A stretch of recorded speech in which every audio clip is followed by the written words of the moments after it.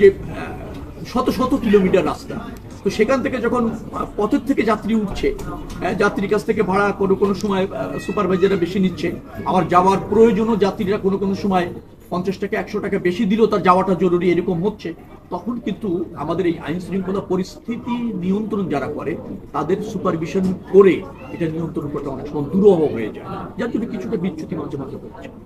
মাননীয় মন্ত্রী মহোদয়, কবির হোসেন, আমি এনটিভিতে কাজ করি। আমি একটা প্রশ্ন আপনার কাছে রাখতে চাই এবং জানার জন্য, এবার ঈদ যাত্রায় আমরা কি ধরে নিতে পারি যে কোনো ফিটনেসবিহীন বাস যানবাহন রাস্তায় বা সড়কে থাকবে না? এটা আমাদের প্রত্যাশা, আমাদের চেষ্টা। আপনি আমার কথা থেকে বুঝবেন, আমাদের চেষ্টা। কিন্তু লক্ষ লক্ষ মানুষ, যখন আমি আপনাকে বলেছি যে পার ডে প্রায় 60 লাখ লোক অ্যাভারেজে ঢাকা শহর ছাড়বে, এরা এমনও হয় যেটা পিক আপে 20-25 জন উঠে যাচ্ছে, এখন সে উঠেছে, সে যেতে চায়, আপনি তাকে যদি ওই রাস্তায় আটকাতেও যান 10-20 কিলোমিটার যান হয়ে যায়। 5 মিনিট 10 মিনিট যদি আপনি কোনো একটা রাস্তায় কোনো একটা গাড়িকে পাশে নিতে যান, তাতে 15-20 কিলোমিটার যানজট হয়ে যায়, কারণ গাড়ি একটার পিছনে একটা লেগে থাকে, খুব দুরূহ কাজ হয়ে যায় ওদেরকে পাশে নেওয়া। আমরা চাইবো না কোনো অবস্থাতে ফিটনেসবিহীন গাড়িতে রাস্তায় চলতে পারুক অথবা যাত্রীরা উঠুক, কিন্তু ডিমান্ডটা কোনো কোনো জায়গায় এমন হয়ে যায় যে তখন যাত্রীরা সংঘবদ্ধ হয়ে একটা বড় ট্রাকে উঠে পড়েছে 50 জন 60 জন যাত্রী, তাকে আপনি নিবৃত্ত করতে পারছেন না, ট্রাক সহ বাইরেও নিয়ে যেতে পারছেন।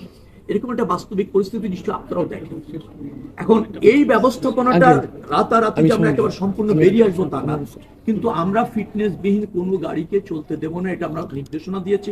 হাইওয়ে পুলিশ এ ব্যাপারে কনসার্ন আছে, মোবাইল টিমগুলি কনসার্ন আছে, কিন্তু কোনো কোনো সময় যাত্রীদেরও ডিমান্ড হয় আপনাকে যেতে দেন, মানে সে এরকম ভাবে তারাই আন্দোলন করে, এভাবে হলো তাদের গন্তব্যে পৌঁছানো দরকার, বাড়ি পৌঁছানো দরকার।